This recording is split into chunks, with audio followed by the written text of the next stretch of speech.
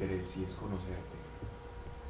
Tú lo sabes, Señor, y yo sé que quieres escuchar de cada uno de nosotros tantas cosas que nos ocurren, y pese a que tú conoces todo y lo profundo del corazón, te gusta, Señor, hacer parte de nuestra vida y de todo, Señor, lo que nos acontece. Y con cada uno llevas una relación íntima y especial, irrepetible, única. Gracias, Padre, por darnos esta gran revelación de que te tenemos, que podemos estar contigo, que nos auxilias, que nos acompañas, que no estamos solos, que hay un propósito, que tenemos un futuro trascendente, maravilloso que nos aguarda, y que aún hoy en esta tierra tienes también todo un propósito y una revelación que darnos.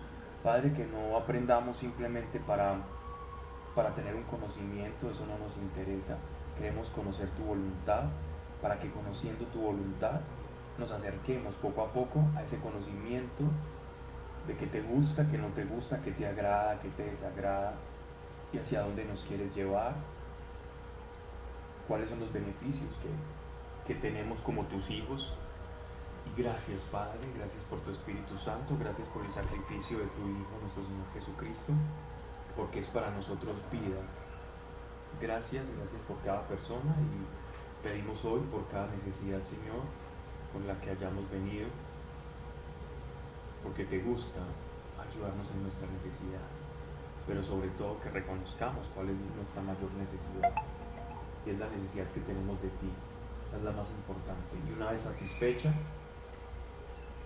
y en ese camino, pues nuestra vida se va desenvolviendo, Padre, con tus gracias y tu favor. Padre, en el nombre de Jesucristo de Nazaret, te invitamos, Señor, aquí a este lugar, para que nos reveles y nos ayudes, Señor, en esta lectura. Amén y amén. Vamos, estábamos entonces en la segunda carta del apóstol Pablo a la iglesia de los Corintios.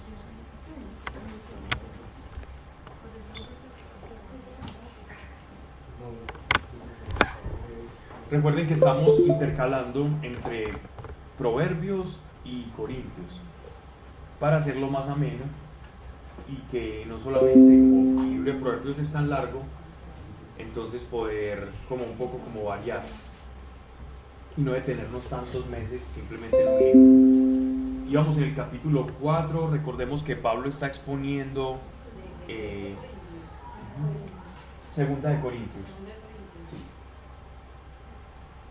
Pablo nos está exponiendo su, digámoslo así, como una especie de amonestación hacia la iglesia de Corintios, porque habían personas que estaban dudando de su apostolado y estaban haciendo una campaña en contra precisamente del apostolado que Pablo está precisamente defendiendo en esta carta. Y en el capítulo 4 él hace también hace esta defensa como lo venía haciendo en el capítulo 2, pero añadimos algo, y es que en este capítulo Pablo deja ver mucho de su corazón. Si nosotros queremos entender al apóstol Pablo, sobre no solamente su pensamiento y la revelación que tiene de Dios, sino todo su aparato emocional, todo como los sentimientos del apóstol Pablo a flor de piel, este es un capítulo en el que nos va a decir mucho de la personalidad del apóstol y de la manera en cómo él concibe y cómo sufre por la iglesia y por el mismo mensaje que él encarna como apóstol. Y cuando ese mensaje es rechazado, pues el mismo apóstol, que es parte de ese mensaje, que ha sido rociado, ha sido bautizado en ese mensaje, que vive y habla por él, cómo sufre cuando ese mensaje es rechazado por personas que se hacen o se llaman a sí mismo iglesia. Entonces es una manera en que se descubre el corazón de Pablo y se nos hace casi como muy sensible esta carta, muy emotiva esta parte. Entonces dice en el capítulo 4, verso 1: por esto, investidos de este ministerio de la misericordia, no desfallecemos. Nótese acá que él dice primero investido. ¿Qué es una investidura? Una investidura es algo que es otorgado a alguien que va a tener una posesión o un trabajo o un cargo que amerita un grado de dignidad. Cuando yo voy a ostentar un trabajo, una misión. Buenas. Buenas.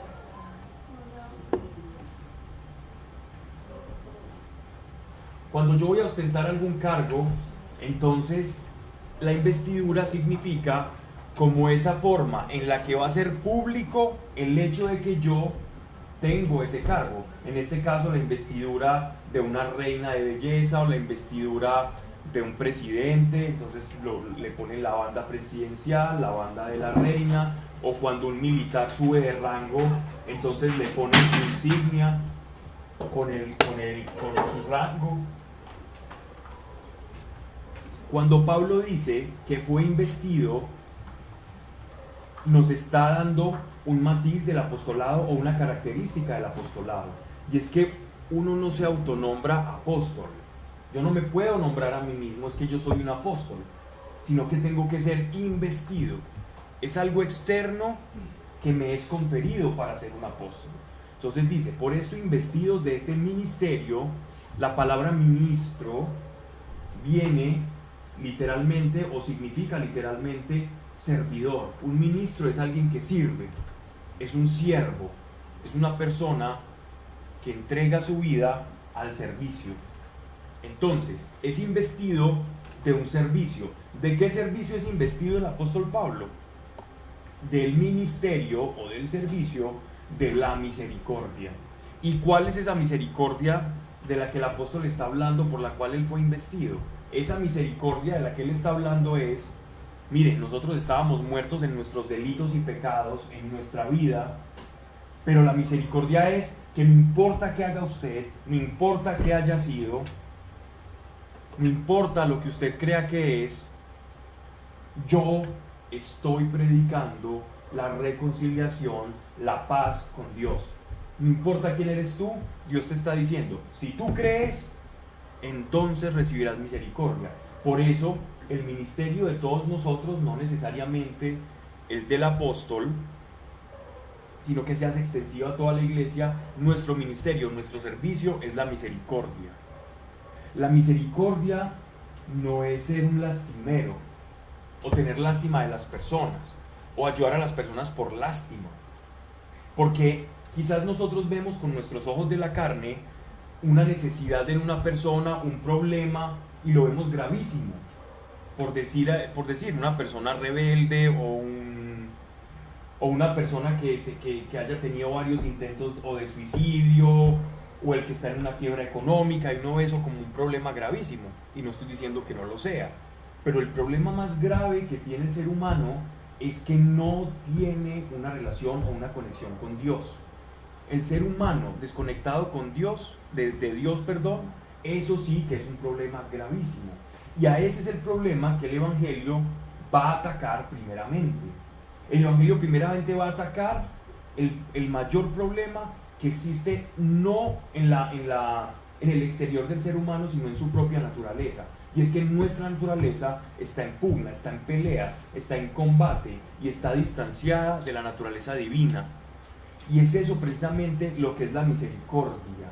La misericordia es esa, nuestra naturaleza mísera, y Dios trae a esa miseria propia, Dios trae unas palabras de vida. Dios es el que se conmisera con nosotros. Misericordia viene de miseria y de tener compasión o de tener amistad con el que sufre miseria. Y nuestra verdadera miseria es nuestra naturaleza caída. Eso es a lo que el Evangelio está apuntando. El Evangelio no está apuntando ni a la riqueza, aunque el Evangelio pueda traer prosperidad. El Evangelio no está apuntando necesariamente a las enfermedades físicas, aunque por el Evangelio y por sus llagas fuimos sanados. El Evangelio está atacando la naturaleza caída del ser humano. Ese es el ministerio apostólico de la misericordia. Y dice, no desfallecemos, sino que desechando todo indigno tapujo y toda astucia, en vez de adulterar la palabra de Dios, manifestamos la verdad y no nos recomendamos nosotros mismos a toda humana conciencia ante Dios. Si nuestro evangelio queda encubierto, es para los incrédulos, para los que se pierden, cuya inteligencia cegó el Dios de este mundo, para que no brille en ellos la luz del evangelio de la gloria de Cristo, que es imagen de Dios. Aquí hay unas palabras que tienen mucho contenido. Empecemos. Dice que Él no adultera la palabra de Dios, o que Él no encubre su evangelio. Cuando Él está diciendo que no encubre su evangelio, es que Pablo, en la predicación de Él, no tenía dobleces, no suavizaba el evangelio. Pablo no hablaba de medias tintas. Pablo al judío le hablaba de la gracia de Jesucristo y de lo que era la ley y de lo que era la gracia. Pablo no tenía ese conflicto. Y tampoco le añadía al evangelio lo que no es, porque tristemente ahora todavía se sigue predicando a veces un evangelio adulterado, evangelio que se le añaden cosas extra. Cuando a ti te digan, es que tú te salvas por fe, pero tienes que hacer este tipo de cosas para poder alcanzar la salvación, te están adulterando el evangelio. Cuando a ti te dicen, es que sí, Jesucristo pagó por tus pecados, pero entonces tú todos los días te tienes que arrepentir de lo que hiciste hace tanto tiempo. O tú tienes que cargar y pagar y purgar una cantidad de culpas que traes desde la infancia, para que Dios te pueda perdonar. Eso es adulterar el evangelio. ¿Por qué? Porque el evangelio es uno, la cruz es solo una, y el sacrificio de Jesucristo fue solamente uno y definitivo. Y si yo le voy a aportar con mi propia fuerza, con mi supuesta bondad al sacrificio de Cristo, lo que estoy diciendo con mis actos es que el sacrificio de Cristo no fue perfecto. Es decir, que el sacrificio de nuestro Señor fue ineficaz y que yo lo tengo que completar. Cristo pagó una fracción por mí, yo lo tengo que completar. Yo conocí el caso de una persona que llegó al evangelio y de pronto, ya mucho tiempo pues de haberle conocido, me decía que él seguía purgando o pagando unas culpas que llevaba desde la infancia, porque se sentía que había hecho cosas muy malas. Entonces él todo el tiempo estaba pagando promesas para que Dios le perdonara esos pecados. Y yo le pregunto, bueno, ¿y usted sabe qué es la cruz o lo que cubre la sangre de nuestro Señor? ¿Usted qué valor le da a la sangre de nuestro Señor? Él dice, pues mucha, para mí es lo más importante. Y yo le digo, bueno, pero en la práctica no lo parece, porque si tuviese tanto valor la sangre de Cristo en tu vida, entonces con tu vida y con tu esfuerzo, ¿qué estás tratando de pagar tú? Estás diciendo con tu esfuerzo, aunque a los ojos de los demás parezcas muy piadoso, a los ojos de Dios le estás diciendo, oye, el sacrificio de Cristo para mí no fue suficiente, entonces lo voy a tener que ajustar con mi propio esfuerzo. Y voy a comprar con mi bondad, yo soy tan bueno que puedo comprar mi propia salvación. Y es que si nosotros pudiéramos añadirle algo al sacrificio de Cristo, entonces de verdad Cristo no hubiera venido, no hubiera muerto por nosotros. Más bien hubiéramos seguido bajo la ley, y si hacíamos tales y tales cosas y cumplíamos estos mandatos, entonces íbamos a ser agradables a los ojos de Dios. Pero como la ley lo que hizo fue demostrarnos que nosotros por nuestra propia cuenta no podíamos reconciliar nuestra naturaleza caída con la naturaleza de Dios, entonces tuvo que entregar su cuerpo, porque en su cuerpo y en su perfección sí podía saldar esa deuda que nosotros teníamos. Entonces Pablo no adulteraba el evangelio y hablaba sin tapujos de lo que es la gracia y los alcances de la gracia versus los alcances de la ley. ¿Y cuáles son los alcances de la ley? Llega la ley hasta el punto en que solo la ley te ilumina tu conciencia. La ley, dice el apóstol Pablo, es como un tutor, es como un ayo, es como una luz que va a alumbrar tu conciencia de tal manera que tú reconozcas, oh, soy pecador, pobre de mí, necesito ser salvado.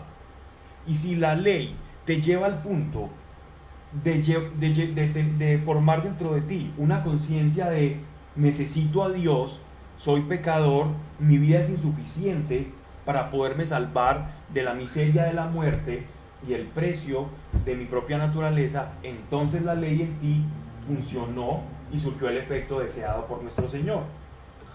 Y es llevarte a ese punto en el que tú necesites, o que tu cuerpo, tu conciencia diga: Dios, te necesito.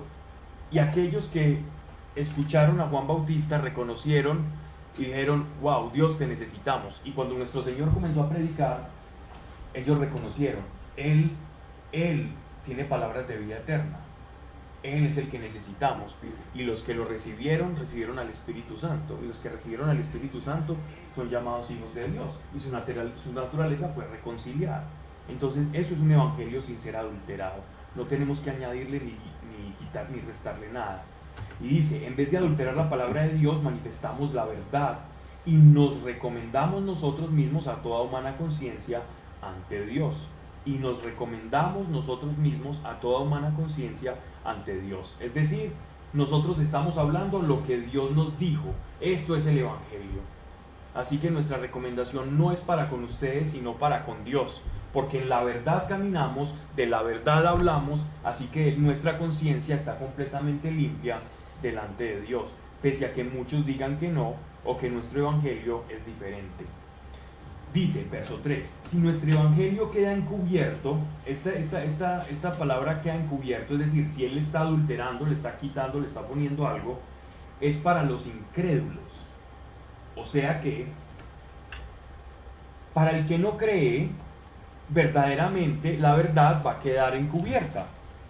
Si tú predicas y le cuentas a alguien lo que te está pasando, lo que ha hecho Jesús en tu vida, que no es una cosa que estás creyendo y te estás comportando porque estás en un grupo X o en un grupo de oración, o porque estás yendo 3 días a misa, no, es que se fanatizó, porque normalmente las personas creen eso, es lo normal. Sí, como vas a un grupo, entonces allá te lavaron el cerebro. Y si uno lo ve como literal, uno dice: pues sí, porque lo tenía muy sucio de pronto. Pero el punto no es ese, el punto es que difícilmente las personas piensan o meditan en qué habrá experimentado esta persona para que haya cambiado su forma de pensar. Piensan siempre es qué le metieron en la cabeza, pero nadie piensa es qué está experimentando esta persona. Y allí es cuando estamos acostumbrados a ver un evangelio que no es de experiencia, sino un evangelio de creerse cosas. Y el evangelio no es de creerse cosas, el evangelio es de creer. Y si yo creo es para ver, y si veo, pues seguiré creyendo. Entonces, si nuestro evangelio queda encubierto, es para los incrédulos, claro, porque el que no cree verdaderamente, para ese la verdad va a estar encubierta, porque no va a experimentar la verdad. Para los que se pierden, es decir, el evangelio encubierto queda para los que se pierden. ¿Por qué? Porque por sí mismos no se pueden salvar. Verso 4, cuya inteligencia cegó el Dios de este mundo. Entiendas, es el Dios de este mundo, no como Dios. No como Dios. El Dios de este mundo se está refiriendo a Satanás. ¿Por qué se le dice el Dios de este mundo? Pero nótese que en sus Biblias debe estar ese Dios en minúscula, no en mayúscula. Eso no es casualidad, es para diferenciar Dios del Dios creador con un demonio. ¿Qué dice? ¿Qué es la idolatría? ¿Quién me dice qué es la idolatría? Estar con otro Dios diferente al Dios de nuestro Padre. Es correcto, eso es idolatría. Es creer en otras cosas que para uno pueden ser más poderosas que Dios. Sí, es tener algo por encima de Dios, eso es en esencia la idolatría. Pero es hacerme de Dios cualquier cosa. Entonces no necesariamente al decir el Dios de este mundo está afirmando que Él sea Dios, sino que es el Dios de este mundo, es lo que controla este mundo. ¿Quién controla este mundo? Si fuese el Dios que nosotros hemos experimentado quien controlara este mundo, no estaríamos asombrados cada vez que encendemos el noticiero de todo lo que pasa. No leeríamos todas esas estadísticas terribles que vemos de asesinatos, de abortos, de guerras, de conflictos, de problemas, de pobreza, de miseria. todas esas noticias, si Dios estuviera controlando este mundo, esas no serían las noticias. Las noticias serían, una familia se reconcilió, esta persona se sanó. Pablo, entonces Dios no controla el mundo. En esencia, sí. En esencia, sí. Pero, si tú, por ejemplo, como criatura, le das el control de tu vida, por ejemplo, al dinero, entonces diríamos, entonces Dios no controla mi vida. ¿Qué respondería uno? No, la controla el dinero. Por lo tanto, Dios no controla el mundo. Porque nosotros le regalamos el control como seres humanos, como sus criaturas, a otros dioses. El dios dinero. O sea que Dios controla a los que están con Él, y los que no están con Él no le funciona.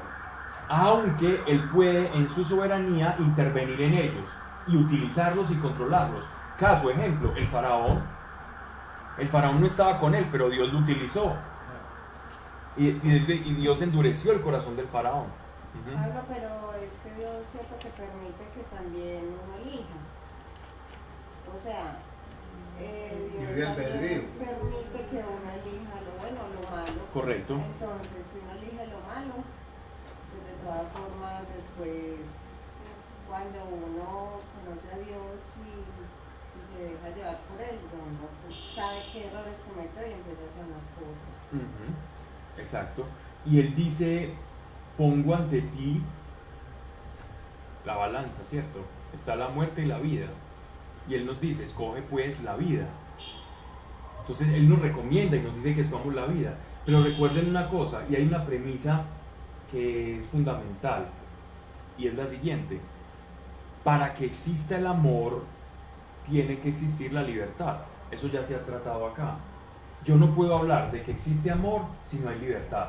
Si yo cuarto tu libertad, si yo te obligo a que me ames, eso no es amor. Entonces, nosotros, la elección para con Dios debe nacer de la libertad. Porque si no, no podríamos decir amo a Dios si yo no soy libre para hacerlo.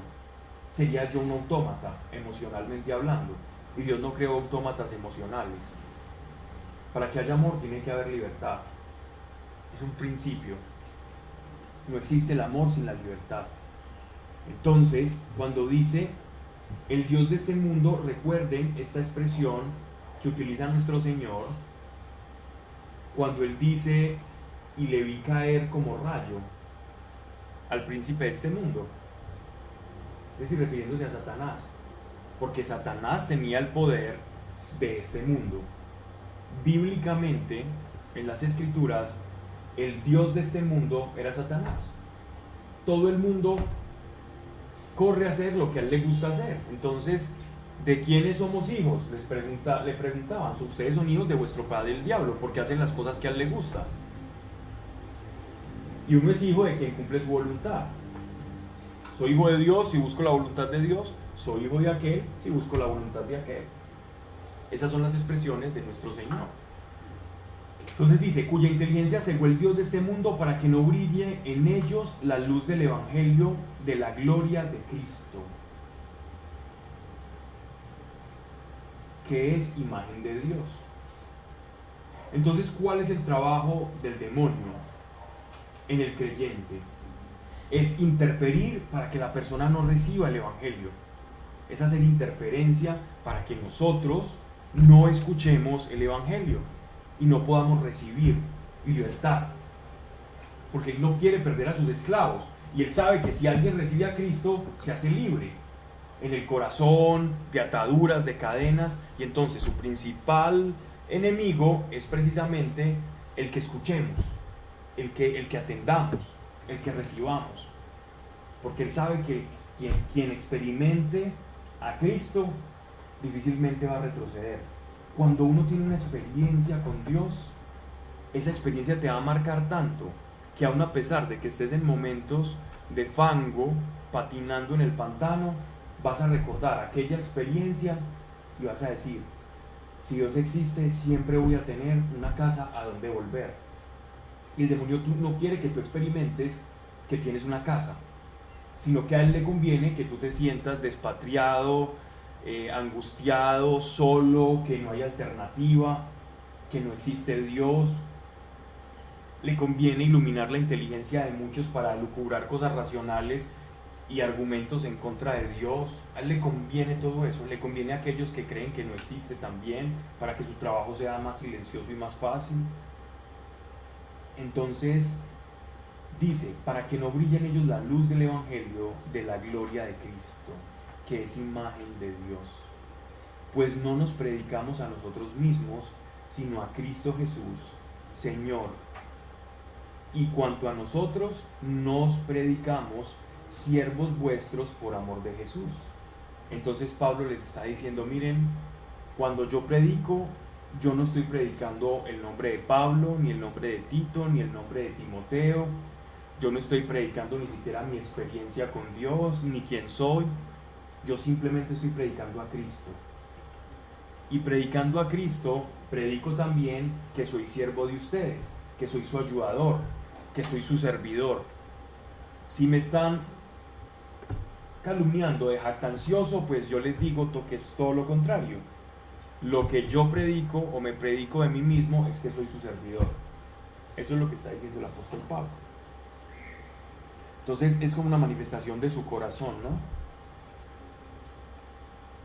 Porque Dios, que dijo, brille la luz del seno de las tinieblas, esto es en el Génesis, en el capítulo 1, brille la luz del seno de las tinieblas, es Él que ha hecho brillar la luz en nuestros corazones para que demos a conocer la ciencia de la gloria de Dios que brilla en el rostro de Cristo. Esta expresión es bien bonita porque Él está comparando la creación del universo. Cuando Dios crea la luz del mundo espiritual, Dios llama a la existencia la luz. Él dice como esa misma luz que resplandeció en el rostro de Moisés cuando estaba en el monte, esa misma luz que brilló sobre Moisés temporalmente y que ahora brilla permanentemente sobre Cristo, esa misma luz es la que brilla ahora sobre todos sus corazones. La misma luz de la creación es esa misma luz que ahora en el Espíritu brilla sobre todo aquel que crea. Y miren cómo lo dice de manera tan bonita. Brilla la luz del seno de las tinieblas, es el que ha hecho brillar la luz en nuestros corazones para que demos a conocer la ciencia, la gnosis, el conocimiento de la gloria de Dios que brilla en el rostro de Cristo. Ese es el Evangelio, es predicar que Dios se causó a sí mismo y se hizo hombre, tomó un cuerpo, tomó una forma, un ser sin forma, tomó una forma como un reflejo, como una proyección de sí mismo, para que todo aquel que la vea y crea en Él, reciba aquella misma luz de la cual está hecho nuestro Señor. Entonces, por la fe nosotros tenemos acceso a esa misma luz que brilla en Jesús. Como Dios, Jesús es imagen, ¿cierto?, de Dios. Y como sustancia también es portador de la misma sustancia divina. Pero en esencia su cuerpo no puede reflejar todo lo que es Dios, porque Jesucristo estaba delimitado por su propia corporeidad. Entonces, aunque en Él habitaba toda la plenitud de la deidad, Él simplemente era una proyección como humano, como carne, de la gloria magnífica de nuestro Dios. Y aquel que crea en Él recibe esa misma gloria magnífica. Eso es el Evangelio. Ese es el Evangelio más reducido hasta su mínima expresión completa. Pablo, pero Dios nos hizo imagen y semejanza. Sí. Entonces Dios es pero es como lo que te voy a decir, es parecido a nosotros. En el espíritu sí. En el espíritu y el cuerpo no, porque Él es un ser supremo, pues un ser... Sí, en el espíritu sí. Somos muy parecidos a Él. Lo que pasa es que imagen y semejanza, lo que se asemeja a algo también se puede distorsionar de ese algo, de ese prototipo, de ese primer arquetipo o primera fracción o el primer creador. Nosotros nos parecemos, o los primeros Adán y Eva se parecían más. Después las generaciones se van por el pecado, ya van perdiendo esa imagen y se va deformando, como cuando uno ponía, ¿recuerdan los VH o los Betamax? Que uno iba grabando sobre el mismo hasta que ya se veía cada vez más borroso y más dañado. Exactamente eso es lo que nos ocurre a nosotros por el pecado. Esa imagen primigenia de Dios la vamos perdiendo hasta que ya somos una efesio Nos muy vamos diferente a Dios. degenerando. Correcto. Nos vamos degenerando y por eso llega nuestro Señor Jesucristo para que recuperemos la imagen con la cual Él nos diseñó, el diseño perfecto, el patrón original de lo que nosotros verdaderamente somos en Él. El patrón original no hay depresión, en el patrón original no hay muerte, El pecado. no hay pecado, en el patrón original hay plenitud. Y hay una cantidad de facultades que perdimos, incluso. Y el Desde pecado el lo Edén. degeneró. Correcto. Hasta que nuestro Señor, con su advenimiento, detuvo esa degradación en los que lo recibimos. En los que no lo reciben, cuando uno lee la carta a los romanos, Él te expresa claramente. La degradación continúa a puntos ya vergonzosos, donde ya la propia naturaleza y el afecto natural es perdido. Yo ayer hablaba con alguien y le decía que sobre el afecto natural. Y el afecto natural en las escrituras es como el afecto que le tiene una mamá a un hijo, o entre parientes, que hasta las personas más, digámoslo así, más bandidas dicen, no, pues a mi mamá yo mato para conseguirle la casita a mi mamá, porque queda algo de afecto natural en ellos, ¿cierto? Pero incluso dice que ya llega tanta degradación que hasta el afecto natural se pierde, y los padres se van contra los hijos contra los padres, y ya no hay nada. Es un abuso constante, una desnaturalización del hombre, de la vida, y eso no es la imagen, eso no es ser diseño de Dios, a imagen y semejanza. Pablo, en la Biblia pues, hablan que el padre contra el padre, el hijo contra el Es diferente hijo, en ese caso. Pero es diferente. Es diferente a lo que estoy hablando. En ese caso se refería a que por la causa del Evangelio se iban a producir muchas divisiones, porque una familia judía, alguien iba a conocer a Jesucristo y llegaba a la casa diciendo, papá, conocí al Mesías, lo acabo de escuchar y vi una persona resucitar y ser sanada por él. Y él pues, iba a escandalizar, ¿cómo el Mesías? Ese no es el Mesías, ese es un estafador. Y ahí se iba a producir un conflicto. Y por causa del Evangelio iba a haber mucha división en las casas. Y eso sigue pasando ahora. En una familia una persona tiene una conversión y todos le dicen, hombre, te lavaron el cerebro, te enloqueciste, y eso va a producir una pugna dentro de la casa. Eso le pasa a muchas personas. ¿Qué te está pasando? ¿Por qué te estás comportando así? Y no solo al interior de la casa, también en el mundo de los amigos y todo eso también puede haber burlas, ataques. Por eso Él dice que Él no vino a traer, que Él vino a traer espada, pero lo dice en ese contexto. En el contexto de que muchas veces cuando nosotros comencemos a expresar nuestra nueva naturaleza, como difiere y es tan distante del mundo, entonces cuando algo es tan diferente se va a producir una fricción. El mundo y el Evangelio no son amigos. Por eso el Dios de este mundo no le interesa eso. Al Dios de este mundo le interesa que nosotros tengamos otros dioses diferentes a Él. Le gusta que tengamos el Dios dinero, el Dios pareja, el Dios seguridad social, el Dios trabajo, el Dios placer, el Dios mis hijos. Disociar. Tener otros dioses. Y hay dioses que parecen buenos. Hay personas que tú las ves siempre en pro de logros académicos, por ejemplo. Y quieren y estudian y vamos al extranjero y saquemos estos títulos. Y la gente dice, wow, y te felicitan y las condecoraciones y todo este tipo de cosas. Pero vámonos a tu corazón. ¿Qué es lo que Dios ve? ¿Qué está pasando allí en tu corazón? ¿Por qué estás buscando eso? ¿Hacia dónde apuntas? Quizás a un reconocimiento, a sobrecompensar algo que careces. Entonces lo quieres sobrecompensar con eso para proyectar eso y sentirte bien contigo mismo. ¿Por qué estamos buscando eso? En tu corazón está la respuesta. Y Dios ve tu corazón, Dios examina tu corazón. Y a veces podemos tener dioses en ese aspecto. Lo que pasa es que hay dioses que socialmente se ven mejor e incluso se valoran como tal. ¡Wow! ¡Qué persona! ¡Qué tan pujante! ¡Qué bien que lo estás haciendo! Y tu Dios puede ser el trabajo, o tu Dios puede ser el dinero. Entonces miremos qué Dios tenemos, ¿no? ¿Qué dijeron? Que gire a la derecha.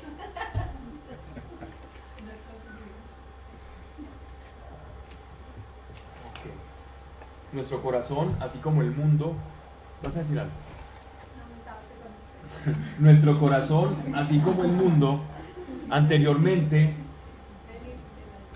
el mundo fue hecho de las tinieblas salió la luz, de las tinieblas de nuestro corazón que habíamos perdido a Dios, nace la luz a través de Cristo. Ese es el símil, esa es la analogía que hace el apóstol Pablo.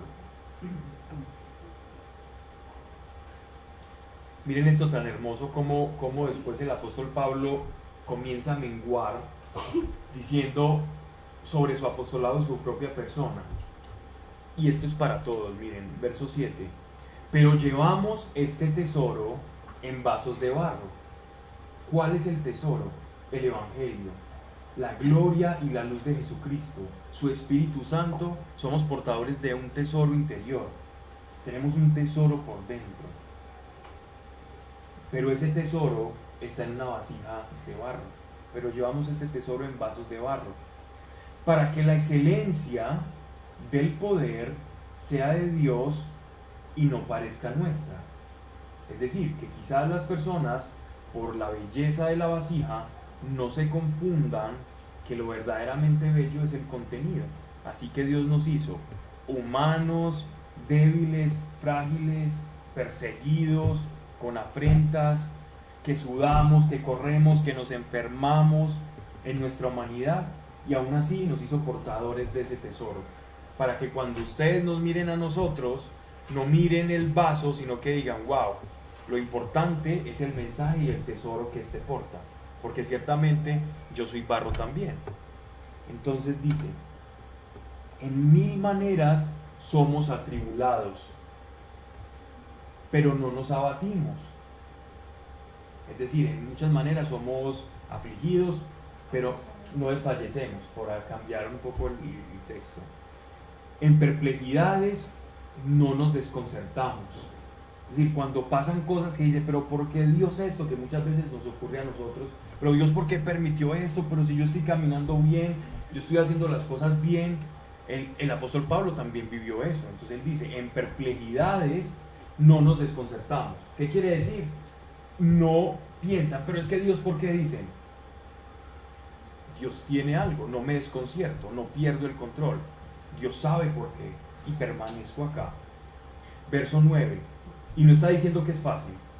Perseguidos, pero no abandonados. A ellos los perseguían todo el tiempo. Si leemos Hechos de los Apóstoles y las crónicas de los viajes de Pablo, las peripecias que le tocaba pasar para poder escapar de las turbas judaicas y de aquellos que creían que era que les iba a quitar los negocios por predicar un solo Dios, a los que vendían las estatuitas de Diana de los Efesios, por ejemplo. A él le tocaba salir corriendo, varias veces estuvo en peligro de muerte, y otra le arrojaron piedras e incluso creyeron que él estaba muerto, y se salvó porque pensaron que estaba muerto, y así fue que lo pudieron sacar. O sea, que era un hombre verdaderamente atribulado, pero no se sentía abandonado. Derribados no nos anonadamos, es decir, me derribaron pero no me noquearon. Oíste, Pablo, ¿y por qué ellos estaban con tantas tribulaciones sabiendo que eran de Dios? Precisamente como desprotegidos. ¿Por qué? Precisamente por esto. Es como si yo tuviese dos sustancias químicas, ¿cierto? Y son sustancias que si yo las mezclo la una con la otra va a producir una explosión. Entonces, digamos que yo tengo glicerina y tengo otra cosa que va a detonar. Entonces llego y le pongo fuego a eso, ¿cierto? Fuego más glicerina, nitroglicerina, igual una explosión. Ya. Digamos que la nitroglicerina es el mundo y el evangelio es el fuego. Cuando yo junto ambos, se va a producir una pugna, una reacción. Esta tribulación apostólica y que nosotros sufrimos, que están sufriendo en Siria, por ejemplo, los creyentes de Siria, es porque el mundo no nos quiere. El mundo no nos quiere. El mundo no quiere a Dios. El mundo quiere hacer su propia vida. Decidieron estar por fuera de Dios, y cuando alguien está caminando en la voluntad de Dios, no nos quiere. no quieren a Dios. Toda la vida va a existir. El mundo está en contradicción con Dios, por eso Él no vino a traer, Él vino a traer espada, es decir, Él vino a traer el fuego para la nitroglicerina, y esa es la ecuación perfecta para que haya sufrimiento, sobre todo de este lado, sobre todo de este lado. Vayamos a una manifestación, por ejemplo, de personas que estén defendiendo el aborto. Imaginemos una turba de personas defendiendo el aborto y tú te vas con una pancartica diciendo que a Dios no le gusta, que Dios protege la vida, y mira a ver cómo sales de allí, o si sales. Sí sale. Más bien sí sale. El mundo no quiere escuchar a Dios, Luis. El mundo no lo quiere a Él. El mundo lo abandonó. Eso es lo que pasa. Entonces, porque nosotros no lo hemos abandonado. El mu. ¿qué dice? Así, ¿qué dice Él de nosotros? Pero ustedes ya no son de qué? Del mundo. Porque yo los saqué del mundo. Ustedes ya no pertenecen al mundo. Pero en el mundo van a encontrar aflicción. Las guerras de religión.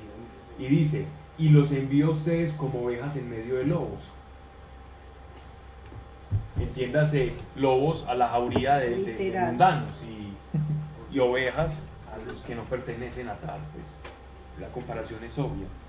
Y cada vez, y la profecía es simple, cada vez se va a agravar la situación. Y yo les ponía el ejemplo, esto lo hemos hablado mucho, los ejemplos, vaya a una universidad y digan lo que usted cree.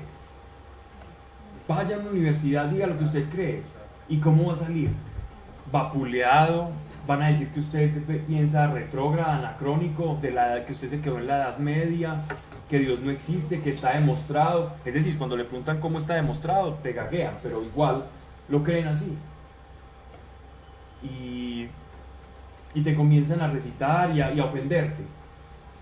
Y el problema es cuando ya en ciertos países ya no es ofensa, sino que ya es una persecución. Y estuve viendo el caso de unas personas en Siria, de familias creyentes, de familias cristianas, con la letra Tau, que ellos se ponen la letra Tau como para diferenciarse. Y los sacaban de las casas y los amarraban en postes públicos, a mujeres, a niños, a hombres, y les decían, si usted no renuncia a Jesucristo, entonces lo matamos.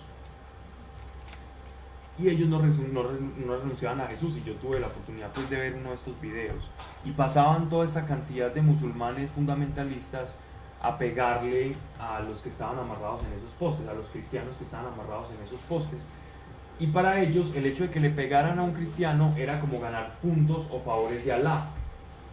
Y eran personas completamente desfiguradas y torturadas porque pasaban puras turbas a golpearlos ahí amarrados. Una cosa impresionante. Eso es persecución, eso es el mundo. Y a eso vamos. Dice con la segunda venida de Cristo, del Mesías, ¿se va a cuadrar eso? Se va a cuadrar eso completamente. En tus términos se va a cuadrar eso. Sí, en mis términos, sí. En tus términos así es, tal cual, práctico, se va a cuadrar eso. Toda violencia y toda... Y muy doloroso para aquellos que rechazaron el mensaje, porque se van a dar cuenta de que ese mensaje que ellos rechazaron es el que los va a juzgar. ¿Cuál es el juicio de aquellos que rechazaron el mensaje? El mensaje que rechazaron es el que los va a juzgar a ellos. Ni siquiera Dios va a tener que levantar la vara, porque su propio rechazo es el lugar donde ellos les va a corresponder ir, a un lugar rechazado por Dios. Ahora sí. Ahora sí tengo una pregunta. Ajá. Pablo, entonces, por ejemplo, con lo que estás diciendo, se supone que, porque yo creo en generaciones mías de la casa, ¿cierto? Pero entonces, ¿qué tal que en las generaciones mías, cuando llegue la segunda venida de Jesús, todavía no hayan aceptado eso? ¿Eso sí se salvan o no? Hay una semilla que los padres y las generaciones dejan.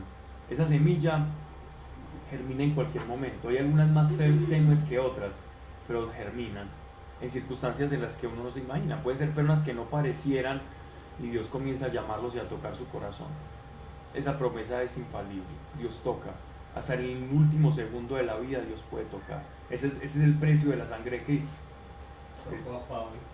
¿Mm? Pablo, pero en ese orden de días todo el mundo se va a salvar, pues muy rico, pero porque entonces si yo ya veo que vino Dios y No, en ese momento ya no. El problema es cuando, oiga, no vamos a creer. Porque es que Él no viene a salvar, Él viene a juzgar. Entonces, Exactamente. Pablo se va a cuadrar, para otro se va a joder. Cuando no cree, ya está. Exacto, las fases de la salvación o en la economía de la salvación, la actividad mesiánica, o según los apóstoles nos dan testimonio, es: nuestro Señor vino y estamos en una dispensación o en un tiempo de gracia, estamos en el tiempo de la gracia, donde la mesa está servida y tenés el banquete. Crea y coma, acérquese y tome de ese banquete, pero la puerta del banquete se va a cerrar. Aquellos que fueron invitados y no llegaron y no quisieron escuchar que podían recibir de ese banquete, ya no pueden entrar. Y cuando Él llegue, es a cenar y a comer con aquellos que recibieron la invitación y la aceptaron. Ya no hay perdón. Con los que no, no. Con los que no, no, porque Él ya vino, Él viene por su iglesia. Por su iglesia. Y aquellos que no son su iglesia no irán con Él. Y no porque Él no quiera. Es fuerte eso, ¿cierto? Pero eso lo dice uno todavía porque Dios quiere salvar, Dios ama al hombre profundamente, tanto que se entregó a sí mismo. Pero no te puede obligar a que lo ames o a que lo busques. Libre albedrío. Síganlo o no sigan. Y algunos podrán reclamar: Señor, pero es que yo nunca tuve evidencia de ti, y ahora sí que te manifiestas en los cielos y que pasa todo esto, ahora sí creo, ahora sí Pero creo. no solo es por la fe, no por eso. Es diferente. No, y aún si usted necesita evidencia, él se la da, pero pídalo. Exacto. El tema de la salvación es algo bien fuerte, ¿no? Era lo de Y sí. Lázaro, lo de Lucas, lo de San Lucas en Lázaro, el mendigo con el rico que se murieron y Lázaro y Epulón. sí, Ujú. Así es. solo pone que era Pero uno elige donde quiere estar. Uno elige. Eso es a lo que me refería. Él nos dejó la mesa servida. Dije, aquí estamos. Todos tenemos un llamado en la conciencia. Todos tenemos un llamado en la conciencia. Verso 10. Llevando siempre en el cuerpo la mortificación de Jesús. ¿A qué se refiere con esta mortificación? Se refiere a flagelaciones, a lapidaciones, a todos los vituperios que en las persecuciones Pablo sufrió, para que la vida de Jesús se manifieste en nuestro cuerpo. Verso 11. Mientras vivimos, estamos siempre entregados a la muerte por amor de Jesús. Esto está diciendo el apóstol. Él está mostrando que Él es prácticamente como un sacrificio. Los apóstoles o el apóstol es como un sacrificio, como una imitación de la vida de Cristo, como ofrenda viva, es Él. Mientras vivimos estamos siempre entregados a la muerte por amor de Jesús, para que la vida de Jesús se manifieste también en nuestra carne mortal. De manera que en nosotros obra la muerte y en vosotros la vida. Lo que está diciendo él es que ellos se ofrecen así como Cristo se ofreció,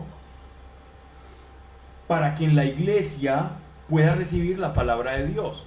Que su sacrificio, el hecho de que a ellos les toque pasar tantas necesidades y tantas vicisitudes y persecuciones, es para, imitando a Cristo con su muerte, ellos también con su vida hagan que por el conocimiento de Cristo que ellos tienen, que ellos portan, cuando lo anuncian, otros puedan recibir vida.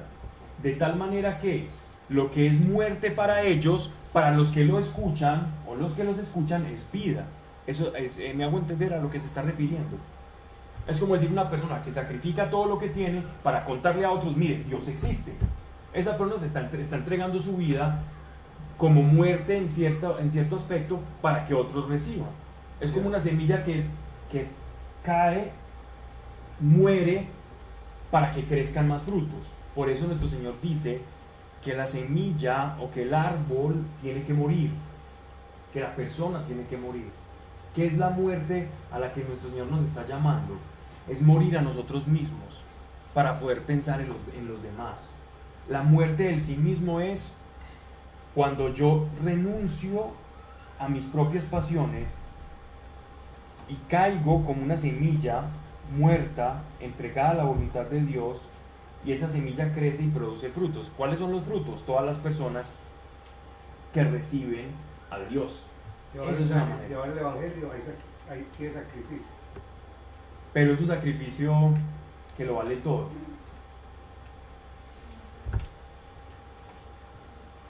Mientras vivimos, estamos siempre entregados a la muerte por amor de Jesús, para que la vida de Jesús se manifieste también en nuestra carne mortal. De manera que en nosotros obra la muerte, en vosotros la vida, pero teniendo el mismo espíritu de fe, según lo que está escrito. Creí, por eso hablé, también nosotros creemos y por esto hablamos. Es decir, ellos no lo hacen como un mero acto social o de humanismo. Ellos lo hacen por una condición especial en ellos que se llama la fe.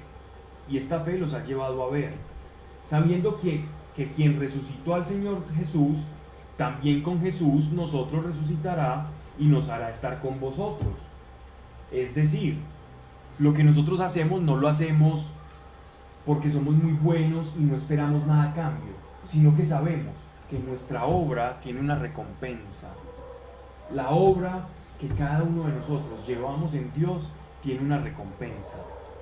Y dice, también con Jesús nos resucitará y nos hará estar con vosotros. O sea que podemos entrever en estas líneas, se cayó, que el apóstol Pablo pensaba que él iba a tener una muerte física y que después iba a acompañar a otros que no iban a morir. Es decir, que la segunda venida de nuestro Señor iba a ser más pronto de lo que ha sido. Verso 15. Porque todas las cosas suceden por vosotros, para que la gracia difundida en muchos acreciente la acción de gracias para la gloria de Dios. Es decir, todo esto que nosotros vivimos es para que ustedes reciban mucha gracia. Y cuando ustedes reciben mucha gracia, Dios es glorificado. Cuando las personas escuchaban al apóstol Pablo, aprendían y recibían de Dios. Cuando recibían de Dios, sus vidas eran transformadas, recibían gracias de Dios, y aquellos que los veían a su alrededor se antojaban de eso, y antojándose de Dios y viendo que Dios verdaderamente transforma una vida, entonces de esa forma Dios se glorifica en la iglesia. Cuando la actividad de Dios se hace visible en tu vida, Dios se glorifica. Cuando circunstancias, cosas que comienzan a cambiar dentro de tu forma de ser, dentro de tu carácter, o cosas que antes te ataban y Dios te hace libre, todo ese tipo de cosas, cuando ya no te tocan, glorifican a Dios.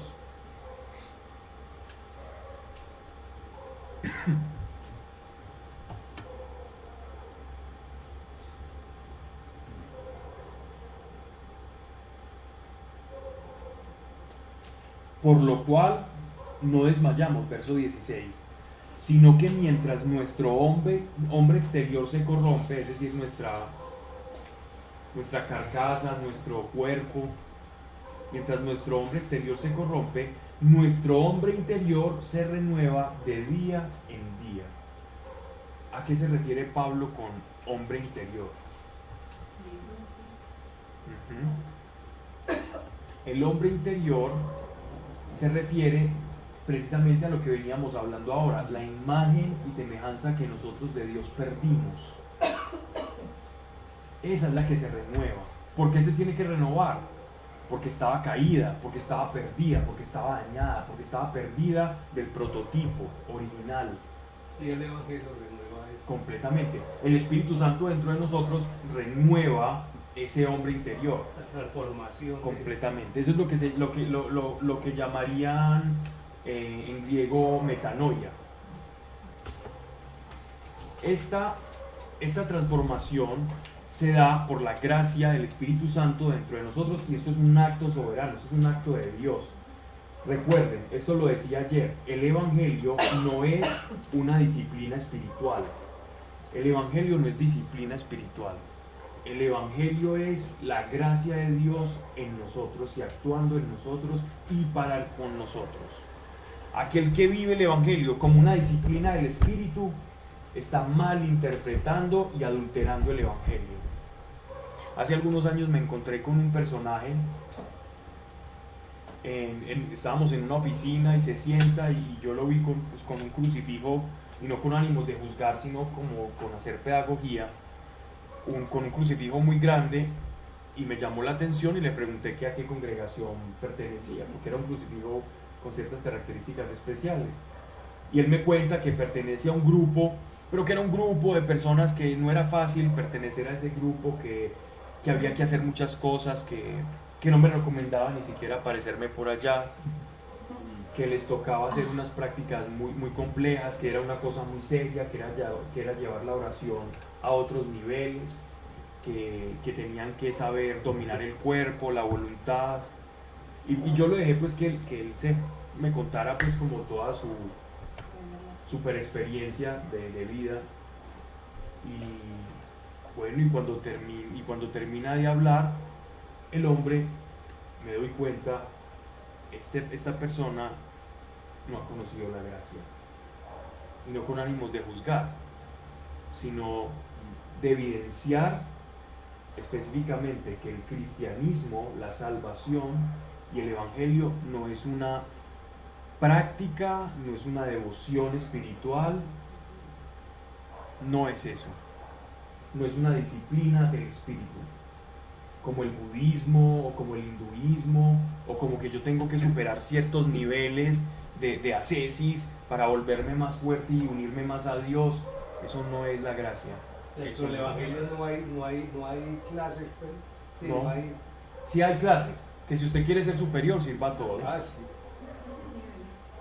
Hay niveles. Hay niveles. Sí, Ser barrendero en el cielo sí. te hace más grande que ser predicador en el cielo. El mesero en el cielo es el que es mejor visto, es el mundo al revés del cielo. El Evangelio no Por es, eso nuestro Señor nos lavó los pies.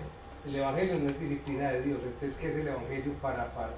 Es la gracia de Dios Es la gracia. actuando en nosotros. Así que, ¿qué tenemos que hacer nosotros? Responder a esa gracia. ¿Cuál es nuestro trabajo? Responder a la gracia. Yo soy un receptáculo. Yo soy un receptor de la gracia. Yo no soy un productor de gracia. Yo no puedo producir más gracia dentro de mí. Por irme a meditar 10 días seguidos sin comer, yo no voy a producir más gracia de Dios. O no voy a hacer más eficaz la sangre de Cristo sobre mí. O si yo me levanto a esta hora todos los días y comienzo a tener una serie de prácticas para el mejoramiento, sí, eso me va a servir para mejorar mi carácter, la voluntad, seguramente voy a ser más esforzado y va a ser productivo, sí, pero no va a producir gracia. Porque la gracia es un favor inmerecido y ese favor no se produce por nosotros mismos. Entonces, cuando este hombre me decía eso, yo decía, wow, esa cruz tan grande que tenía ahí y todavía no ha conocido qué es la gracia y la quiere producir. Entonces hay que tener mucho cuidado con eso. No que no podamos hacer cosas y gestas y tener prácticas y devociones espirituales, pero no confundir la gracia con las prácticas o con las devociones, no confundirla, no adulterarla. Pues que finalmente no es eso lo que mueve la mano de Dios. Exactamente.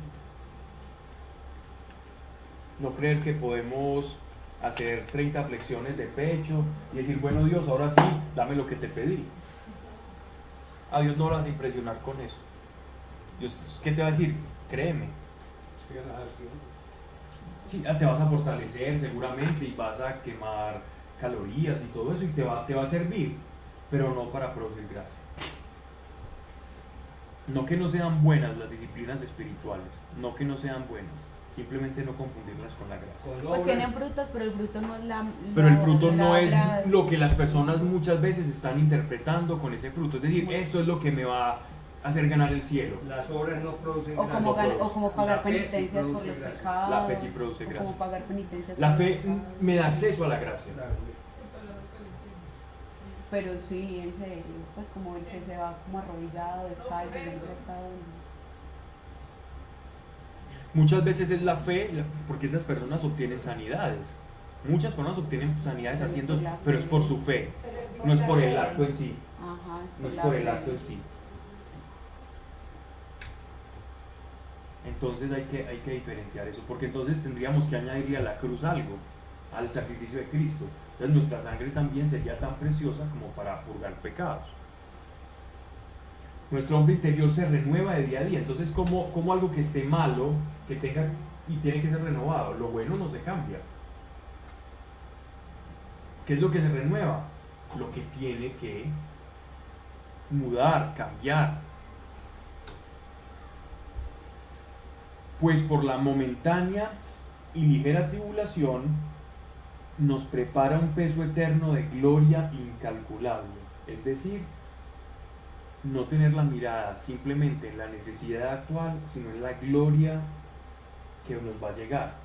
Y esto tampoco puede ser un consuelo, porque entonces, por una mala interpretación de estas palabras, la iglesia mucho tiempo ha vivido en una predicación. Cuando digo iglesia me refiero a todos, no me refiero a institucionalidad, me refiero a todos como cuerpo de Cristo. Hemos caído en la mala interpretación de que la vida del cristiano es una vida de resignación. La resignación. Esa resignación hay que tener mucho cuidado con eso, porque la resignación también puede ser una muestra de falta de fe. Creer que un Dios es tan pequeño que no hace cosas para mí, entonces yo me resigno a un Dios pequeño. Y así las cosas, entonces ya Dios sería como no tan bueno como el Evangelio dice, sino más bien un malo tolerable. Y hay que tener mucho cuidado con esa expresión resignación. Nos han vendido la idea de que una persona resignada es una persona buena, y una persona resignada puede ser una persona falta de fe, o que no conoce a Dios y sus beneficios. Pues por la momentánea y ligera tribulación nos prepara un peso eterno de gloria incalculable, y no ponemos nuestros ojos en las cosas visibles, sino en las invisibles, pues las visibles son temporales, las invisibles eternas. Vuelve el apóstol y carga contra qué es lo que a nosotros nos da seguridad en este mundo. Y es una reflexión a la que les invito, y es: ¿qué te hace seguro? ¿Qué te da seguridad a ti? Piensa qué es lo que te da seguridad. Y ahí vas a encontrar ciertas inclinaciones de tu corazón. Dependiendo de qué te respondas, con honestidad vas a encontrar inclinaciones que tiene tu corazón. Porque lo que nos da seguridad a nosotros muchas veces toma el papel de Dios en nuestra vida. Y el apóstol Pablo lo que está diciendo es: ponga su seguridad en las cosas invisibles, porque por las cosas invisibles usted verdaderamente va a estar seguro, porque usted no puede estar seguro en un traje temporal. El que está seguro de su cuerpo, es donde se necesita fe para claro, lo invisible, para lo que no se ve. esa es, no hay de otra, solo con fe. Pero es una fe, no es una fe de expectativa eterna, es una fe que te va a producir cosas. Esa fe no es como solo creer y ya en que todo va a estar mejor, y no. Es creer para ver que las cosas vayan mejor. Es creer para que la mano de Dios se manifieste. Es creer para que el Espíritu Santo traiga una fracción del cielo y se manifieste en mi vida. Es creer para ver y experimentar. No es creer para resignarme, porque el que cree para resignarse ya está usando su fe en que Dios no va a hacer nada. La resignación es cuando yo creo que Dios no va a hacer nada. Es fe en que Dios no actúa. Eso es resignación. Yo creo que Dios no va a actuar y con eso me conformo, con que Dios no actúe. Y Dios respeta eso y te ama mucho, y puedes ser creyente y salvo aún viviendo resignado. Pero eso sí, es como el hijo que no aprovecha las cosas que hay en la casa del padre. Y no come en la nevera, sino que dice: bueno, pues yo voy a comer lo que me encuentre ahí en la esquina y todo eso, pero yo en la nevera de mi padre no como, yo no vivo en la casa de mi papá, pero sigue siendo mi papá y yo sé, pero yo prefiero dormir ahí en el cuarto útil y está bien. No exige. Bueno, No sí, espera. Sí, no espero, no espero, sí. no recibo, no creo, Sí. no creo lo que él ya me dijo, no confío.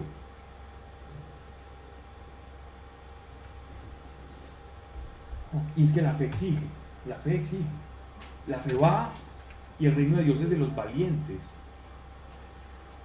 Pues sabemos que si la tienda de nuestra mansión terrena se deshace, es decir, y le llama mansión a la casa, a la morada, porque mora el Espíritu Santo, pues si sabemos que si la tienda de nuestra mansión terrena se deshace, todos sabemos que vamos a morir algún día, todos sabemos a dónde vamos a llegar. Entonces, si tenemos nuestra seguridad en algo que seguramente, y lo tenemos todo por seguro, se desvanece, envejece y cae y muere, entonces dice, tenemos de Dios una sólida casa, no hecha por mano de hombres, sino eterna en los cielos. Gemimos en esta nuestra tienda, o sea, en este cuerpo. ¿Quién de verdad, conociendo a Dios, no se ha preguntado, no ha dicho, qué bueno poder experimentar ahora lo que es la resurrección y la transformación, así como Jesucristo resucitó de entre los muertos, y tener ese cuerpo glorioso? ¡Qué rico! Eso que nos pasa a nosotros no es jactarse, no es todo lo contrario, es exigir lo que Dios ya dijo que nosotros íbamos a tener. Y no es exigirlo porque sí, porque somos unos pretenciosos, sino porque creemos que así fue. Entonces dice, anhelando sobrevestirnos de aquella nuestra habitación celestial. Ya podemos ver que el apóstol está desnudando su corazón, y él se nota que él sufría con su cuerpo, que él decía, tengo al Espíritu Santo y estoy lleno de la unción del Espíritu Santo. Las personas se sanan con mis pañuelos, tengo revelación en el Espíritu, sé y tengo visiones de lo que seremos en el futuro como iglesia, porque él de lo que veía recibía como revelación, él le enseñaba a las iglesias. Esas son las cartas, lo que él recibía de Dios, de espíritu a espíritu, él lo transmitía a las iglesias, por eso era un apóstol. Entonces, él sabiendo todo eso, gemía, como aquel de pronto que tiene un alambique, un carrito, o una chatarrita, una carcacha, y le dicen, mira, yo te lo voy a cambiar, y te voy a dar este supercarro, modelo del año y todo esto. Y la persona va en la carcachita por la avenida diciendo, ¿cuándo será que me van a cambiar este carro? ¿Cuándo será que voy a recibir eso para que me cambien este carro? Era la misma sensación del apóstol, viendo que su cuerpo se degradaba y que él iba envejeciendo, y con toda esa revelación que tenía, su cuerpo gemía y decía, por dentro yo siento que soy renovado y cada vez me parezco más a Jesucristo, pero por otro lado hay una contradicción dentro de mí, y es que mi cuerpo se deshace, se vuelve más frágil y cada vez más necesitado de auxilios exteriores, y ya no cuento con la misma fortaleza de antes. Entonces, en esa paradoja, en medio de esa contradicción, su cuerpo, su espíritu gemía diciendo, ¿cuándo será que todo esto que yo he visto en el espíritu, que el Señor me ha mostrado, se va a manifestar en mi carne? Entonces, por eso dice, sí, por eso dice, gemimos en esta nuestra tienda, o sea, nuestro cuerpo, anhelando sobrevestirnos de aquella nuestra habitación celestial, supuesto que seamos hallados vestidos, no desnudos. Pues realmente, mientras moramos en esta tienda, gemimos oprimidos, por cuanto no queremos ser desnudados, sino sobrevestidos, para que nuestra mortalidad sea absorbida por la vida. No se habían detenido a leer esta carta con la profundidad de lo que nos está hablando aquí el apóstol Pablo. Él nos está hablando de la esperanza más grande que tenemos nosotros, la iglesia, y es la resurrección. Lo que decimos en misa, ya en el credo o en los cultos, las personas dicen, creo en la resurrección de los muertos, pero a veces es como una muletilla. Creo en la resurrección de los muertos, es sé y creo que un día voy a ser sobrevestido de un cuerpo glorioso y nuestra mortalidad sea absorbida por la vida. Esa es una esperanza muy grande que tenemos. Lo que pasa es que cuando todavía estás joven, de pronto estas palabras no te causan tanta esperanza y te llaman más la atención lo milagroso y sobrenatural del Evangelio. Pero Cuando tu cuerpo va perdiendo las facultades y las capacidades, ya esto te empieza a llamar un poco más la atención. Y por eso el apóstol Pablo, ya en la edad en la que escribió la carta a los Corintios, ya se veía alcanzado, pero con un espíritu completamente que no le cabía en su cuerpecito que estaba en decadencia. La vida es muy cortita. Muy cortica. Verso 5. Y es Dios quien así nos ha hecho, dándonos las arras de su espíritu. Porque Dios sabe tanto la fragilidad de nuestro cuerpo, y esto aquí quiero hacer hincapié en este pasaje que es maravilloso, que como Dios sabe que nuestro espíritu, cuando ha tenido la revelación de que va a ser revestido y que vamos a resucitar, Él dice, y Él conociendo esa debilidad, nos invita a que tengamos una relación muy fuerte con el Espíritu Santo, para que en nuestra vejez nosotros no sintamos que por tener un cuerpo que está en decadencia, nosotros nos sintamos por menos, sino todo lo contrario. Dice,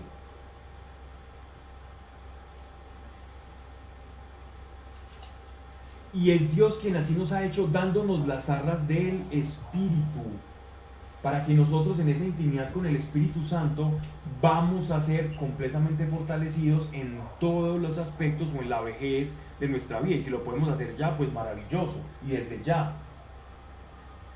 Porque cuando somos acompañados del Espíritu Santo, es como que el Espíritu Santo nos reviste de nuevas fuerzas. A mí me tocó ver un hombre de 90 años, un americano, hace como 8 años, dando una charla de más o menos unas 2 horas y media en un auditorio con unas 560 personas, y hasta la medianoche orando por cada una de las personas. Un hombre de 90 años de edad, sonriente, y hasta que no salió la última persona de ese auditorio, ese hombre no dejó de orar por ellos. ¿Católico o cristiano? Él era de hombres de negocios, era un tipo de negocios, era un laico. Y me impresionó mucho. Y al final él se reía y me decía, porque yo fui de los últimos que fui a hablar con él, y él me decía, no, yo tengo muchas fuerzas, me lo decía en inglés, yo tengo muchas fuerzas, puedo saltar, y se reía, y un hombre como de 1,90 m. Impresionante. Eso es lo que hace una intimidad con el Espíritu Santo, fortalecer esa intimidad. Y eso le pasaba al apóstol Pablo. Así estamos siempre confiados por la relación con el Espíritu Santo, persuadidos de que mientras moramos en este cuerpo, estamos ausentes del Señor, porque caminamos en fe y no en visión, pero confiamos y quisiéramos más partir del cuerpo y estar presentes al Señor. Por esto, presentes o ausentes, nos esforzamos por serle gratos, puesto que todos hemos de comparecer ante el tribunal de Cristo, para que reciba cada uno según lo que hubiere hecho mientras vivió en el cuerpo, bueno o malo. Entonces es la importancia que el apóstol Pablo le da al cuerpo, y cuando tú te vas haciendo como muy amigo de Dios, le vas tomando como un poquito de un desprecio sano a la vida.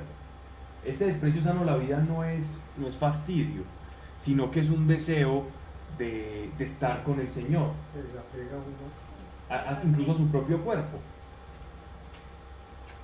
Y eso no está mal, pero está mal cuando verdaderamente eso se te convierte en una obsesión, porque entonces estás descuidando lo que por ese cuerpo y con esa vida y con el Espíritu Santo puedes hacer por otros. Es decir, estás pensando más en ti mismo que en los demás, por lo tanto no estás viviendo el Evangelio. Estás en contra de la función de la vida. Correcto. De dar frutos, de morir y dar frutos. El fruto muere para dar más frutos, el fruto no muere para quedarse solo y enterrado.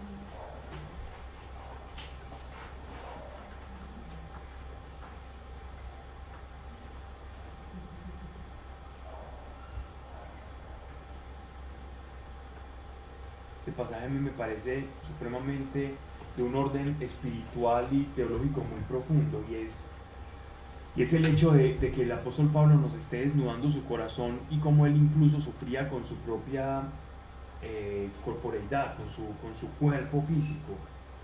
Al recibir tanta carga de revelación espiritual, es como, uy, me mostraste tanto que yo ya no quiero estar acá, ya no quiero tener este cuerpo, quiero tener el otro. Y eso lo hacía sufrir al apóstol, sufrir por poder poseer esto.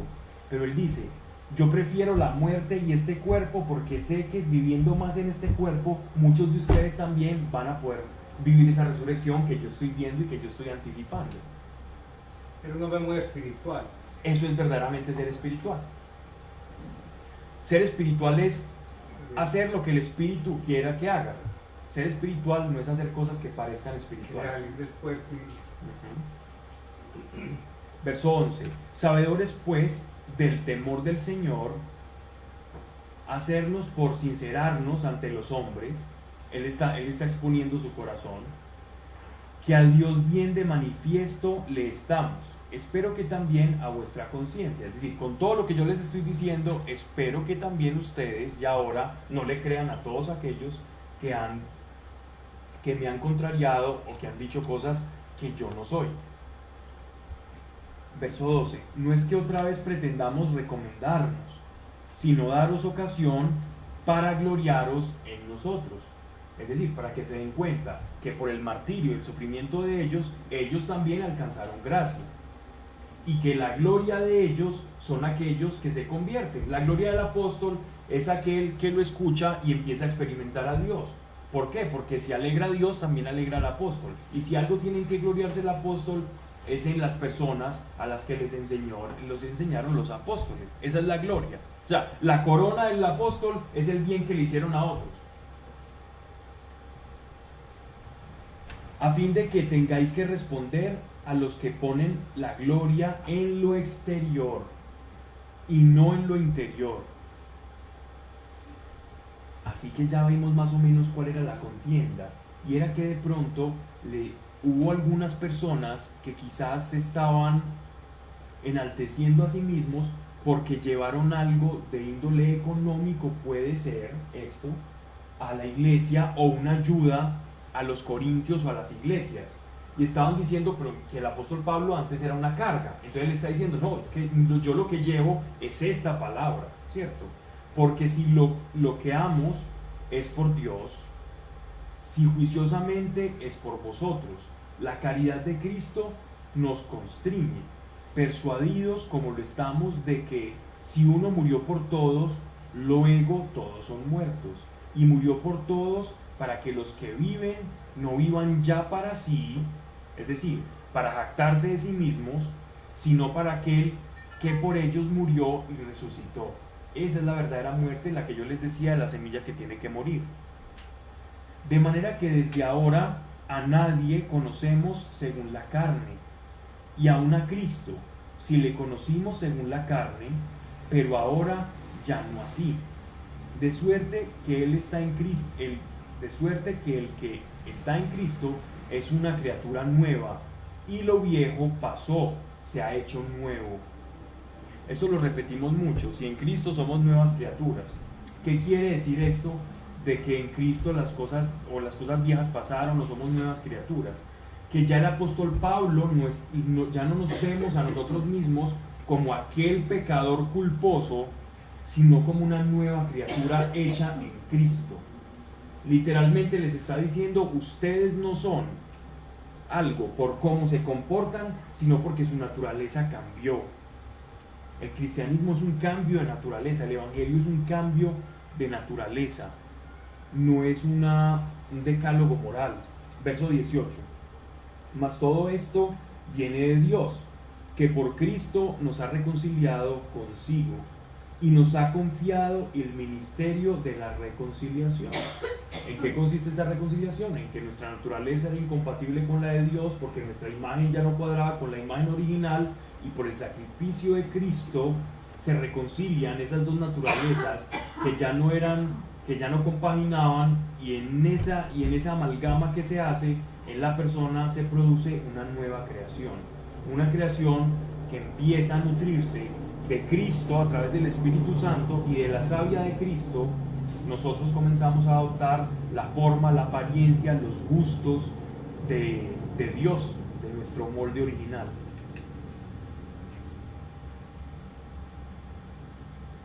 Ese es el ministerio de la reconciliación. Verso 19, porque a la verdad Dios estaba en Cristo reconciliando al mundo consigo y no imputándole sus delitos, y puso en nuestras manos la palabra de reconciliación. Verso 20, somos pues embajadores de Cristo, como si Dios os exhortase por medio de nosotros. Por Cristo os rogamos, reconciliaos con Dios, a quien no conoció el pecado, le hizo pecado por nosotros, es decir, a Jesucristo, para que en él fuéramos justicia de Dios. Lo cual está diciendo que esa nueva naturaleza no tiene nada que ver con nosotros, sino que es puro y mero don gratuito. Y esto es la gracia, de lo que hablaremos y seguiremos hablando, porque el Evangelio es la predicación de la gracia.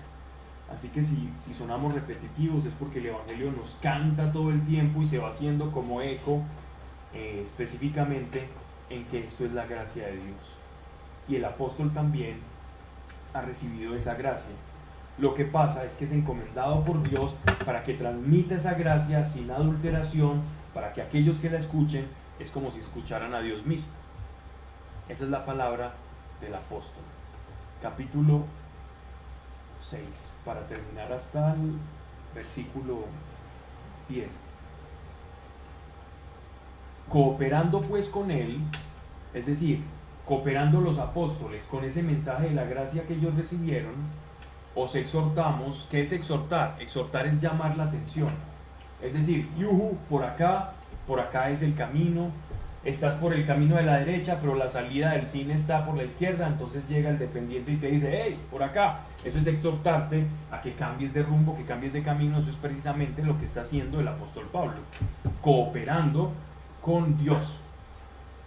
Os exhortamos a que no recibáis en vano la gracia de Dios. Miren que ya él dice la gracia de Dios, que era lo que nos estaba ilustrando anteriormente. Porque dice, en el tiempo propicio te escuché, y en el día de la salud te ayudé. Este es el tiempo propicio, este es el día de la salud. ¿A qué se está refiriendo él? Él se está refiriendo precisamente a lo que veníamos hablando nosotros ahora de la dispensación. Por eso se dice, por este pasaje, que nosotros estamos en la dispensación o en el tiempo de la gracia. ¿Qué es el tiempo de la gracia? Es desde su resurrección hasta su advenimiento, desde su muerte y resurrección hasta la parucía, hasta la segunda venida. Ese es el tiempo propicio. Mientras estemos en ese tiempo, las puertas del salón de banquetes van a estar abiertas y dispuestas para todo aquel. Ese es el tiempo de la salud, ese es el tiempo propicio. Es decir, es aquí y es ahora. Por eso nosotros podemos predicar ahora y las personas recibir la presencia de Cristo. Pero llega un día en que no. Verso 3. Por nuestra parte, en nada damos motivo alguno de escándalo, para que no sea vituperado nuestro ministerio, sino que en todo nos mostramos como ministros de Dios, en mucha paciencia, en tribulaciones, en necesidades y en angustias, en azotes, en prisiones, en tumultos, en fatigas, en desvelos, en ayunos, en santidad, en conocimiento, en longanimidad. Longanimidad significa en permanecer con el mismo estado de ánimo, en bondad, en Espíritu Santo, en caridad sincera, en palabras de veracidad, en el poder de Dios. Esta palabra es, acabo de enumerar unas 8 facultades espirituales de bondad, pero no solamente les hablamos porque nos ven que nos comportamos bien, sino que también se evidencia en nosotros que existe el poder de Dios. Entonces no solamente predican con su buen ejemplo, sino también con poder. sanidades, prodigios, profecía, interpretación de lenguas, palabra de conocimiento, palabra de sabiduría, expulsión de demonios. Eso era el poder, milagros, ese era el poder de Dios manifiesto. Así, la predicación no solo estaba sustentada por el comportamiento y el ejemplo moral de los apóstoles, sino también iba acompañada del poder del Espíritu Santo a través de ellos, vindicando y rubricando que el mensaje provenía de lo alto, en armas de justicia, ofensivas y defensivas. Él se está viendo a sí mismo como un militante, como un soldado de un ejército, en honra y deshonra. Honra cuando lo recibían, deshonra cuando los judíos lo escupían y lo calumniaban diciendo que él estaba predicando una secta diferente al verdadero judaísmo. En mala o buena fama, cual seductores siendo veraces. Cuando él dice cual seductores siendo veraces, él se está refiriendo a la astucia del predicador. Me explico. Recuerden este pasaje en el que el apóstol Pablo estaba en el Areópago, en Hechos de los Apóstoles, cuando lo veíamos, y que él estaba predicando junto a unos filósofos epicúreos. ¿Recuerdan? Y estos filósofos, algunos escuchaban al apóstol Pablo y se burlaban de él, decían, no, este nos viene a traer dioses extraños, pero entonces cuando él vio que su mensaje no estaba calando, porque los griegos se creían muy sabios y lo veían como un judío tonto o fanático, entonces él les dice, a ese altar que ustedes tienen al Dios desconocido, a ese Dios les vengo a predicar yo. Entonces a eso se refiere cual seductores siendo veraces. Es decir, de manera astuta el apóstol Pablo predicó a Dios, pero sin dejar de ser verdad, sin que la astucia se convierta en falacia. La astucia es, ustedes tienen un lugar para un Dios desconocido, a ese Dios que ustedes no conocen, a ese Dios les vengo a predicar yo. Eso es una manera que sedujo la atención de aquellos que lo escuchaban, a decir, bueno, sí, nosotros tenemos un Dios desconocido, a ver, escuchamos. Y él les vino a predicar un Dios desconocido y no mintió, un Dios que los griegos no conocían. Verso 9, cual desconocidos siendo bien conocidos, cual moribundos bien que vivamos, cual castigados mas no muertos, como tristes pero siempre alegres, como pobres pero enriqueciendo a muchos, como quienes nada tienen poseyéndolo todo.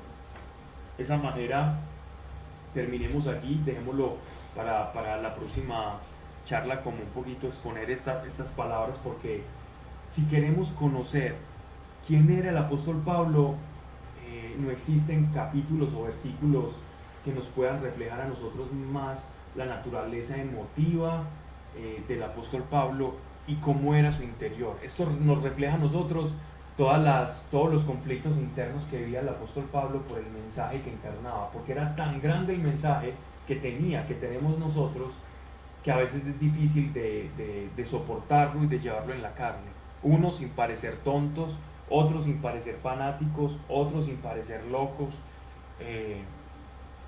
y se nos dificulta. Y entre más nos acerquemos a Dios, más se nos va a dificultar dar el mensaje, porque entre más encarnes el mensaje de Dios, más te vas dando cuenta que el mundo va en otra dirección al mensaje que tú estás encarnando. Y cuando esa contradicción se va ampliando y se va haciendo más manifiesta, entonces viene un sufrimiento, pero es un sufrimiento con sentido y con propósito. Y es el sufrimiento de, tengo algo y lo quiero compartir, algunos no lo quieren recibir, pero los que lo reciben me dan alegría. Por eso en la tristeza también de que los que no lo reciben, yo recibo alegría. Y son expresiones que el apóstol Pablo nos va como desentrañando acá de su corazón y de su experiencia. Y es muy bonito porque esto que le pasa al apóstol Pablo es como un libro abierto de lo que muchos de nosotros vamos a vivir, para que no nos sintamos solos en medio de nuestra experiencia o con nuestras familias o nuestro entorno laboral o donde estudiamos, o de amigos, porque ciertamente que muchas de estas cosas pues las vamos a vivir en mayor o menor grado, porque cada vez el respeto por lo espiritual se está perdiendo. Dice Pablo, el apóstol Pablo para escribir muy distinto a todo. Las epístolas de él son distintas a las de Pedro, a las de Juan. Era más culto, más... Las epístolas paulinas son las de un hombre completamente erudito. Claro, los otros eran más... Eran más precarios en su escritura, pero no por ello carecía de profundidad. Claro, pero sí eran distintos. Pero sí eran más explícitas. Y además Pablo era el predicador de los gentiles, era el apóstol de los gentiles. Y los gentiles de Roma y de Grecia eran, digamos así, era como la crema innata del conocimiento, las universidades, Y él hizo parte de ellos, porque él fue también... Sí, claro. Él eran pescadores y eran... Exactamente. Entonces por eso Pablo, pero también esa fue su filo, porque precisamente por eso lo tildaban a él de que no era judío, de que no era cristiano y de que parecía más griego o un filósofo. Y a él le toca defender su apostolado por eso. Es decir, su arma, su herramienta, también era su propio aguijón. Como a todos nos puede pasar, ¿cierto? Si alguien ignorante, carente de conocimientos y de estudios, comienza a hablar con revelación, van a decir que es un estafador, que estudió y que se está haciendo el que no es letrado. Y el que tiene conocimiento le van a decir, usted habla por el conocimiento, pero no por la experiencia de Dios. Entonces siempre hay una justificación para el que no quiere creer, siempre. Vamos entonces a agradecerle al Señor y a orar por cada uno. Padre, gracias te doy por cada persona que la pase en este lugar, que bien se dispone, Padre, para que te conozcamos mejor y nos acerquemos a tu voluntad. Gracias porque tú eres un Dios alegre. Estás feliz, Señor. Que no se nos olvide, Señor, ayúdanos a conocer tus diferentes facetas y no quedarnos con una idea o un paradigma sobre ti, sino a conocerte realmente como tú quieres ser conocido íntimamente, cada uno de nosotros te conozcamos íntimamente. Espíritu Santo, que las arras, que esa experiencia que tú nos das al interior del pecho, del corazón, para manifestar que nosotros somos hijos de Dios, sea en cada uno de nosotros esa alegría, ese gozo profundo y espiritual que se siente aún en la carne como una evidencia, como un pedacito, un fragmento del cielo, sea sobre todos nosotros, para que podamos tener un ancla y recordar que siempre estás ahí y que este fuego siga creciendo dentro de nosotros, para que aprendamos a buscar lo invisible, porque ciertamente que lo invisible está para que sea visible, así como tú dices que de las tinieblas de nuestro corazón haces luz. De la tierra, Señor, del polvo y de la carne que tenemos y que llevamos, también se vuelva aquella nueva criatura y seamos sobrevestidos, y que en tu Espíritu Santo nosotros tengamos una porción de eso que vamos a hacer ahora, Señor, en este mundo, para que tengamos consolación de verdad. Amén y amén. A ustedes.